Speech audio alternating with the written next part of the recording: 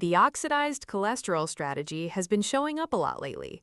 I wanted to understand whether that's because it works or just because the marketing is good, so I broke it down properly. This is CritiqLab. I don't recommend things I haven't actually examined. The problem with managing cholesterol isn't just the fear of heart issues and clogged arteries.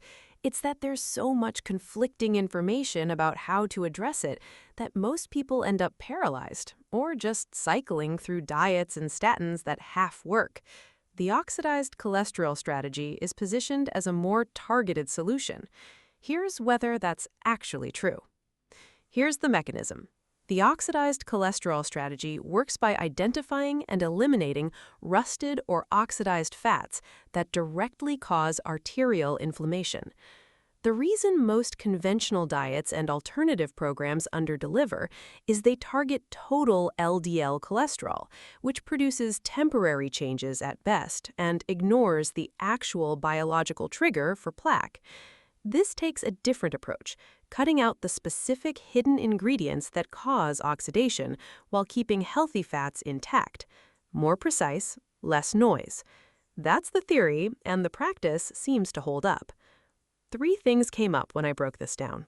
First, the oxidized versus standard LDL distinction. This is the one most people overlook, but it's actually what makes clearing arterial plaque possible at all.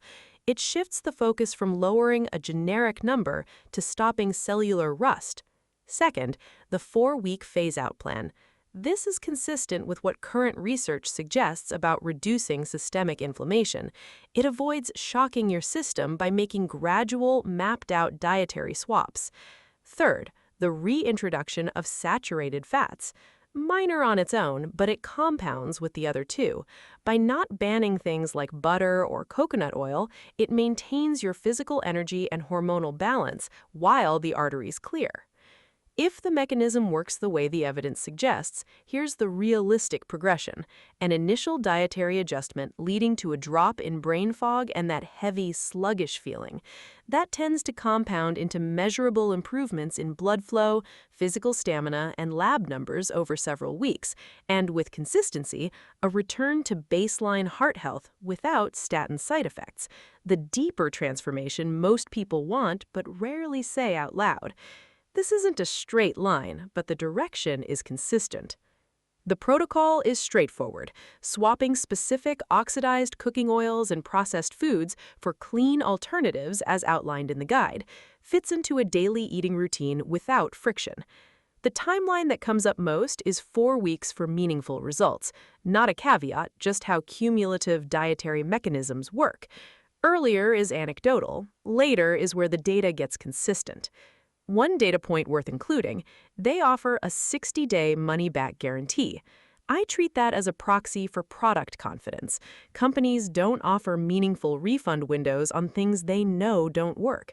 It also means your downside is capped. For an analytical decision, that matters. If the mechanism makes sense to you and the problem I described matches where you are, the link to the official, verified page is in the description. Direct link, no resellers. Read through their breakdown, cross-reference what I've said, and make the call. You've got the picture now. That's the full breakdown. I've laid out what the evidence suggests. The rest is your call.